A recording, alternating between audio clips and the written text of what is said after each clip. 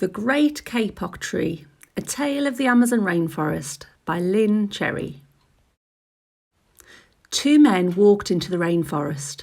Moments before, the forest had been alive with the sounds of squawking birds and howling monkeys. Now all was quiet as the creatures watched the two men and wondered why they had come. The larger man stopped and pointed to a great kapok tree. Then he left. The smaller man took the axe he carried and struck the trunk of the tree. Whack, whack, whack. The sounds of the blows rang through the forest. The wood of the tree was very hard.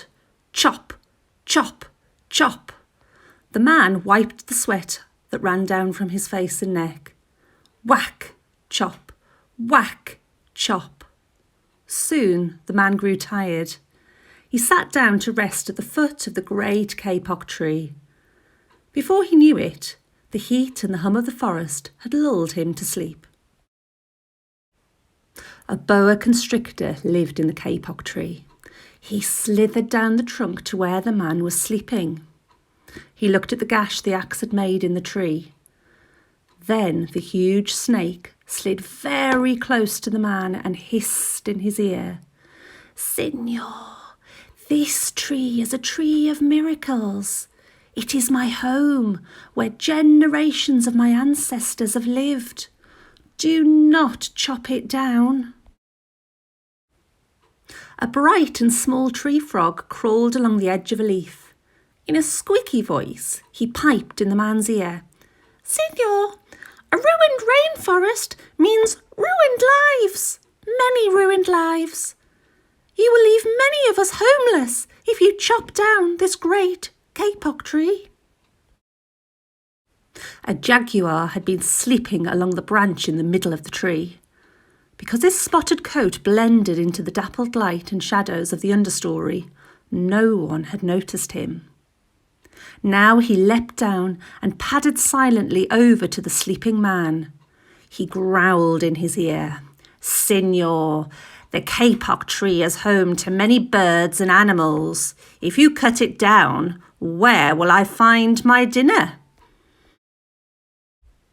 4 tree porcupines swung down from branch to branch and whispered to the man, "Signor, do you know what we animals and humans need in order to live? Oxygen.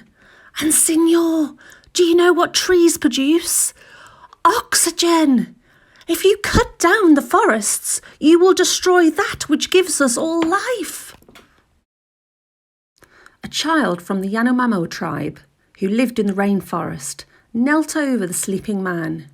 He murmured in his ear, "Signor, when you awake, please look upon us all with new eyes." The man awoke with a start. Before him stood the rainforest child, and all around him, staring, were the creatures who depended upon the great kapok tree. What wondrous and rare animals they were. The man looked about and saw the sun streaming through the canopy. Spots of bright light glowed like jewels amidst the dark green forest. Strange and beautiful plants seemed to dangle in the air, suspended from the great kapok tree. The man smelled the fragrant perfume of their flowers. He felt the steamy mist rising from the forest floor. But he heard no sound, for the creatures were strangely quiet. The man stood and picked up his axe. He swung back his arm as though to strike the tree. Suddenly he stopped. He turned and looked at the animals and the child. He hesitated, then he dropped the axe and walked out of the rainforest.